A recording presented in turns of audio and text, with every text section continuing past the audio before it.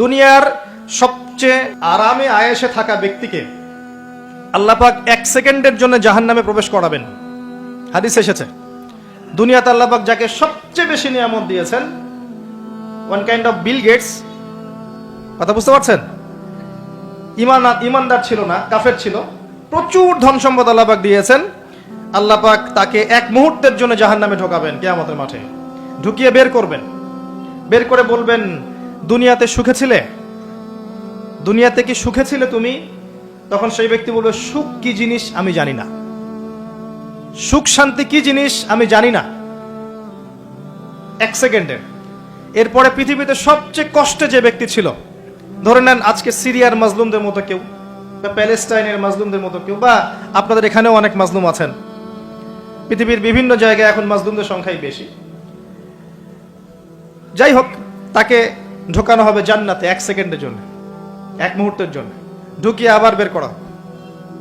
আল্লাহর 1 মুহূর্ত আবার আমাদের মতো নয়, ওই 1 মুহূর্তেই সে অনন্তকালের স্বাদ পেয়ে যাবে। আল্লাহ পাকের 1 মুহূর্ত, তাতে অনন্তকালের স্বাদ সে পেয়ে যাবে ইনশাআল্লাহ। এবার বের করবেন, দুনিয়াতে কষ্টে ছিলে? দুনিয়াতে কখনো কষ্টে ছিলে? এই ব্যক্তি বলবে, কষ্ট কি জিনিস আমি তো জানি না, কষ্ট কি জিনিস আমি তো জানি না। অর্থাৎ এই হাদিস থেকে বুঝতে পারছি, দুনিয়াতে আমরা যে যত ভালোই থাকি না কেন, পরকালে যদি সফল হতে না পারি, দুনিয়ার জীবন বৃথা। ওই যে বাবু তোমার তো 16 আনাই বৃথা, একটা কবিতা আছে না, পড়েছিলেন? এখন তো এগুলা বই থেকে উঠিয়ে দেওয়া হচ্ছে মোটামুটি। ওমর ফারুক একটা কবিতা ছিল, পড়েছেন? এখন আমরা পড়েছিলাম, এখন এগুলো নাই। আস্তে আস্তে আস্তে আস্তে টেকনিক্যালি ভ্যানিশ হয়ে যাচ্ছে, মানে হাওয়ায় মিলে যাচ্ছে। সুবহানাল্লাহ। এই বিশ্বে কোনো কিছুই এমনি এমনি হচ্ছে না। এই বিশ্বে যা কিছু হচ্ছে এর পিছনে কোনো না কোনো কারণ থাকে। কারণটা ফাইন্ড আউট করতে হলে আপনাকে খিজির হতে হবে। কি হতে হবে? তাকে পাবেন কোথায়? কোথায় পাবেন? মাজমাউল বাহরাইন, 2 সাগরের মিলনস্থলে পাবেন। সূরা কাহফ, নবী মুসা আলাইহিস সালাম এবং খিজির আলাইহিস সালামের গল্প পড়েন, ঘটনাটা পড়েন। এখানে আপনি দেখবেন খিজির আলাইহিস সালামকে আল্লাহ পাক বাহ্যিক জ্ঞানের সাথে সাথে আধ্যাত্মিক জ্ঞান দিয়েছিলেন। যখন বাহ্যিক এবং আধ্যাত্মিক জ্ঞান একত্রিত হবে, মাজমাউল বাহরাইন, 2 সাগর মিলে যাবে, তখন আপনি নূর লাভ করবেন, বাসিরা লাভ করবেন, অন্তর্দৃষ্টি লাভ করবেন। তখন আপনি চারপাশের বিষয়গুলো গভীরভাবে বুঝতে পারবেন ইনশাআল্লাহ। শুধু বাহ্যিক চোখ দিয়ে দেখলে প্রশ্ন করবেন, নৌকা কেন ফুটা করলেন, বাচ্চাকে কেন হত্যা করলেন, আর এই দেয়াল কেন নির্মাণ করলেন? কারণ মুসা আলাইহিস সালাম বাইরের চোখ দিয়ে দেখছিলেন, আর খিদর আলাইহিস সালাম ভিতরের চোখ দিয়ে দেখছিলেন। ভিতরের চোখ তখনই খুলবে যখন এখানে আল্লাহর নূর আসবে। আর নূর পাবেন সূরা নূরের মধ্যে, বলে দিলাম। নূর কোথায় পাবেন? সূরা নূরের মধ্যে। আরো কিছু কাজ আছে নূর পাওয়ার, তার মধ্যে অন্যতম একটা হচ্ছে মনের মধ্য থেকে যাবতীয় হিংসা, গীবত, বিদ্বেষ, তোহমত, এই যে সমালোচনার অপসংস্কৃতি আর অহংকার, রিয়া দূর করে ফেলতে হবে। আর এগুলো চাইলেই দূর করা সম্ভব নয়, এগুলো চাইলেই দূর করা সম্ভব নয়। যাদের মনের মধ্যে এগুলো নাই, তাদের সাথে ঘোরাফেরা করতে হয়। হ্যাঁ, যাদের মনের মধ্যে এগুলো নাই, তাদের সাথে ঘোরাফেরা করলে, তাদের সাথে ওঠা বসা করলে, তাদের বইপত্র পড়লে, তাদের লেকচারগুলো শুনলে, তখন আপনার মধ্যে একটা তাসির হবে। শুধু দূর থেকে কথা শুনে বই পড়ে কিন্তু সব অর্জন হয় না।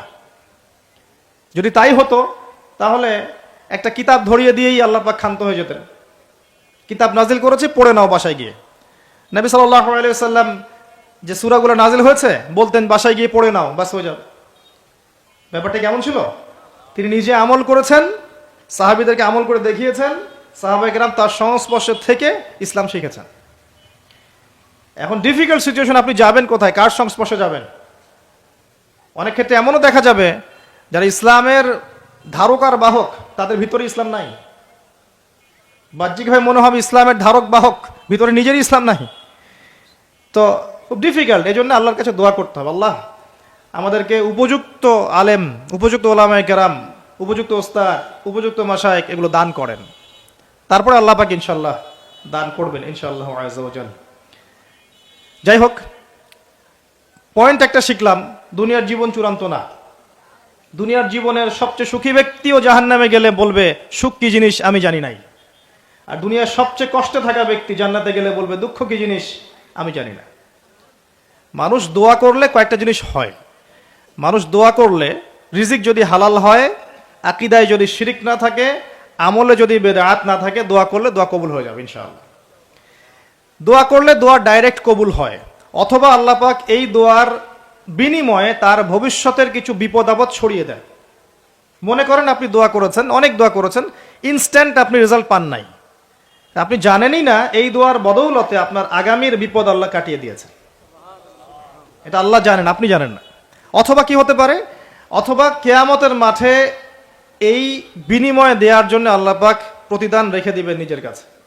এবং আমরা অনেকেই কিয়ামতের মাঠে উঠব, উঠে আল্লাহ পাক আমাদেরকে দেখাবেন, আমল নামা দেখাবেন এবং বলবেন, অমুক দিন তুমি এই দোয়া করেছিলে, আমি এই দোয়াটা ওই সময় দেইনি, তোমার জন্য জমা রেখেছি, আজকে সেই দোয়ার বিনিময় তোমাকে দান করব। ওই দিন মানুষ বলবে, আমরা বলবো যে কাশ দুনিয়াতে আমার কোনো দোয়াই যদি কবুল না হতো। কথা বুঝতে পারছেন? দুনিয়াতে যদি আমার কোনো দোয়াই কবুল না হতো, আজকে সব প্রতিদান পেতাম। একজন অসুস্থ ব্যক্তি, যার দুনিয়াতে প্রচুর রোগ ছিল, কিয়ামতের মাঠে যখন দেখবে যে এগুলোর প্রতিদান কত হাজার হাজার নেকি সে পাচ্ছে, তখন সে বলবে, দুনিয়ার পুরো জীবনটাই যদি অসুস্থ থাকতাম কতই না ভালো হতো। আমি বুঝাতে যাচ্ছি, এরকম অনেক হাদিস আছে, বলতে গেলে রাত শেষ হয়ে যাবে, যে দুনিয়ার জীবনটার মূল্য আল্লাহর কাছে খুব বেশি নয়, একটা মাছির পাখার সমানও নয়। যদি হতো তাহলে কোনো কাফের মুশরিককে আল্লাহ পাক এক ঢোক পানি খেতে দিতেন না। আর আজকে আমাদের চিন্তা চেতনা সমস্ত বিষয় দুনিয়া কেন্দ্রিক।